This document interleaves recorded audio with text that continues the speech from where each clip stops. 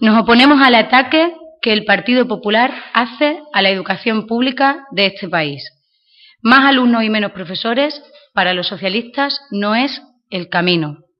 Más alumnos en las aulas y menos profesores echará a la calle a miles de profesores y maestros interinos, y para los socialistas ese no es el camino que tiene que seguir la educación pública y la educación de calidad de nuestro país.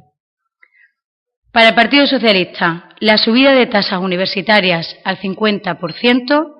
es un ataque sin precedentes a la educación pública.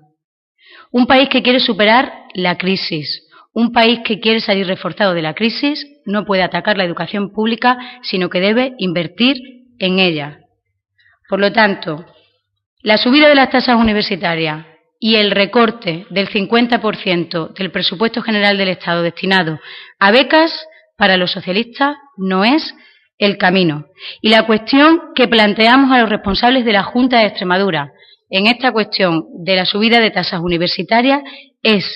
que concreten y expliquen a los ciudadanos cuánto se van a subir las tasas universitarias de nuestra universidad, de la Universidad de Extremadura, pero sobre todo que nos expliquen y que expliquen a los ciudadanos quiénes son los que van a poder estudiar en Extremadura, porque desde luego con estas medidas los hijos y las hijas de los trabajadores no van a poder